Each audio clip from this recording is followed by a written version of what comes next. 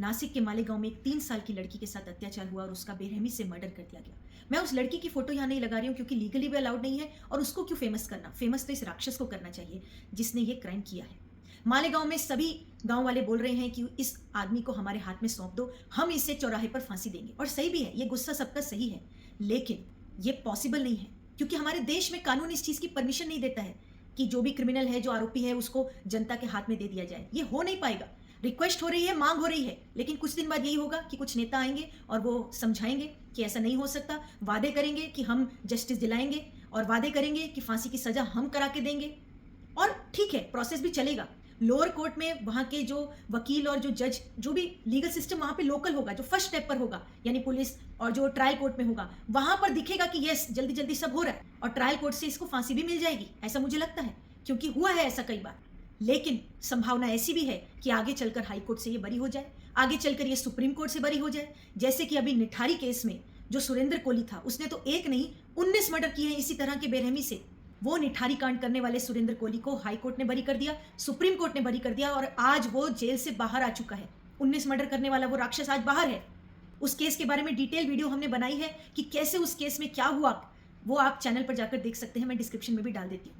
उस केस में भी यही हुआ था कि जनता पूरी आक्रोश में थी, पूरे गुस्से में थी, हमें दे दो, हम इसको सड़क पे फांसी देंगे। लेकिन उस समय भी क्या हुआ, ये वादे किए गए कि कानून व्यवस्था से उसको प्रॉपर सजा मिलेगी। और मालूम है, एक केस में तो उसको फांसी की सजा होने वाली थी, बिल्कुल वो फांसी पे चढ़ने वाला था, लेकिन वो फांसी अचानक रुक गई थी क्योंकि उसके बाकी केस उस समय हाईकोर्ट में पेंडिंग थे। और लास्ट में जाके क्या हुआ कि हाईकोर्ट ने उसको बाकी के केसेस में बरी कर दिया, फिर सुप्रीम कोर्ट ने बरी कर दिया, तो जिस केस में फांसी हुई थी उसमें भी बरी करना पड़ गया।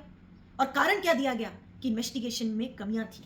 उसमें सुरेंद्र कोहली ने कन्फेशन दिया था, जिस कन्फेशन को एक हाईकोर्ट ने और एक सुप्रीम कोर्ट के जज ने तो कहा कि यस कन्फेशन सही है, लेकिन बाकी के केसेस में हाईकोर्ट के दूसरे जजेस और सुप्रीम कोर्ट के दूसरे जजेस ने कहा कि कन्फेशन तो गलत है, सही से नहीं हुआ है, प्रॉपर तरीके से नहीं हुआ है, इसलिए उसको बरी करना पड़ेगा क्योंकि इन्वेस्टिगेशन सही से नहीं हुई, रिकवरी सही से नहीं हुई, कन्फेशन सही से रिकॉर्ड नहीं हुआ, जो रूल्स रेगुलेशंस फॉलो नहीं हुए, फॉरेंसिक जांच ठीक से नहीं हुई।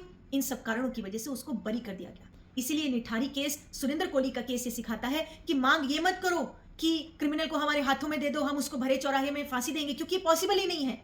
आपको अगर कुछ करना है तो आप ये मांग करो कि इन्वेस्टिगेशन सही से हो, जो भी पुलिस इन्वेस्टिगेशन करे, जो भी फॉरेंसिक जांच करे, जो भी रिकवरीज करे, वो प्रॉपर रूल्स एंड रेगुलेशंस में करे, जो कि गाइडलाइंस है कि कैसे रिकवरी करनी चाहिए, वो तरीके से हो, सही तरीके से हो।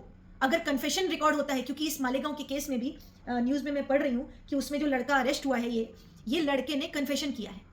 अब इसके कन्फेशन में भी अगर ठीक से रिकॉर्ड नहीं किया जाएगा कन्फेशन, तो ये भी आगे चल के बरी हो सकता है ट्रायल कोर्ट से फांसी हो जाएगी, लेकिन आगे चल के बरी हो सकता है। निठारी के सुरेंद्र कोहली के केस में पता है कन्फेशन के लिए क्या कहा गया था कि उसका कन्फेशन जो रिकॉर्ड हुआ वो 60 दिन की पुलिस कस्टडी के बाद मजिस्ट्रेट के सामने पेश किया गया था। और मजिस्ट्रेट के सामने जब वो कन्फेशन दे रहा था तो पुलिस वाला रूम के बाहर ही खड़ा था।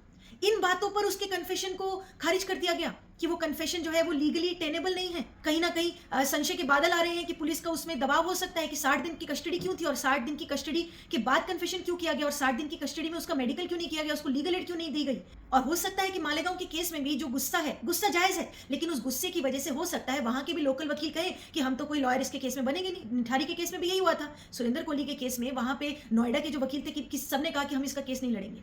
ऐसे ही मालेगांव में भी होगा और वो सही बात है, ये गुस्सा जायज है, लेकिन फिर लीगल एड उसको सरकार से मिलनी चाहिए, क्योंकि सुरेंद्र कोहली के केस में 60 दिन तक वो पुलिस कस्टडी में था, उसको लीगल एड नहीं मिली। और ये भी एक ग्राउंड सुप्रीम कोर्ट ने अपनी जजमेंट में, हाई कोर्ट ने और सुप्रीम कोर्ट ने अपनी जजमेंट में लिखा है कि उसको लीगल एड नहीं मिली, पुलिस कस्टडी के दौरान मेडिकल एड नहीं मिली प्रॉपर, इसीलिए उसका जो कन्फेशन है जो 60 दिन की पुलिस कस्टडी के बाद रिकॉर्ड हुआ है वो टेनेबल नहीं है।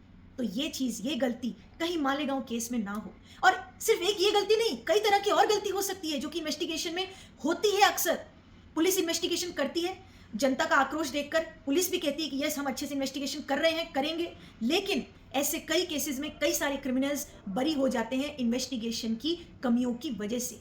और वो इन्वेस्टिगेशन जो इनिशियल पीरियड में हो जाता है वही फिर आगे लास्ट के कोर्ट तक चलता है। अगर इनिशियल इन्वेस्टिगेशन में खामियां हैं, कमियां हैं, जो प्रोसीजर होता है वो फॉलो नहीं हुआ है, तो उस वजह से कहीं ना कहीं किसी ना किसी कोर्ट में वो क्रिमिनल छूट जाता है। क्योंकि ऐसे केसेस जिसमें कि मर्डर हो जाता है, सर्कमस्टेंशियल एविडेंस के आधार पर क्रिमिनल को पकड़ा जाता है, तो ऐसे केसेस में चेन ऑफ सर्कमस्टेंसेस कंप्लीट करने के लिए बहुत जरूरी होता है कि हर एक चेन कंप्लीट हो। वो चेन अगर कंप्लीट नहीं होता है, कहीं से भी एक क्लाउड ऑफ डाउट भी आ जाता है कहीं से भी कोई इन्वेस्टिगेशन के प्रोसीजर में, इन्वेस्टिगेशन में कमी आ जाती है, तो यही देश का कानून जो गारंटी देता है कि हम जस्टिस दिलाएंगे, जो गारंटी देता है कि ऐसे क्रिमिनल्स को फांसी पर चढ़ाएंगे, वही क्रिमिनल जस्टिस सिस्टम ऐसे क्रिमिनल्स को बरी करने पर मजबूर हो जाता है, क्योंकि कानून की किताबों में ऐसा लिखा हुआ है कि अगर प्रोसीजरल लैप्सेस है या फिर इन्वेस्टिगेशन में खामियां है, उसका बेनिफिट क्रिमिनल को मिलता है।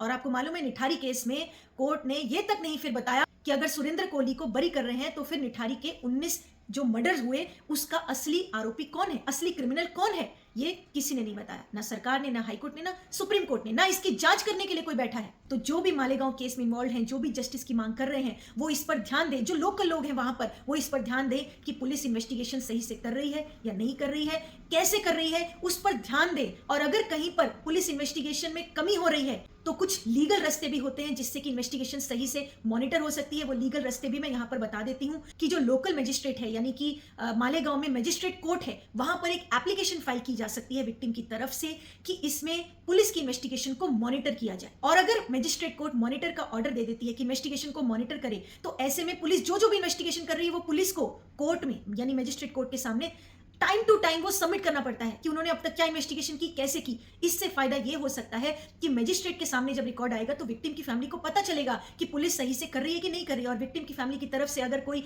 जानकार वहां पर है उनके सपोर्ट में, या कोई एडवोकेट है जो कि उनका केस लड़ रहा है, तो वो एडवोकेट देखकर बता पाएगा कि इन्वेस्टिगेशन सही से हो रही है कि नहीं हो रही है। और मजिस्ट्रेट भी उस पर मॉनिटर करेंगे तो वो भी देख पाएंगे कि इन्वेस्टिगेशन सही से हो रही है या नहीं हो रही है। ऐसे में एक होप, एक गारंटी तो रहेगी कि इन्वेस्टिगेशन सही तरीके से हुई है, और इन्वेस्टिगेशन सही तरीके से होगी तभी जस्टिस की गारंटी हो सकती है।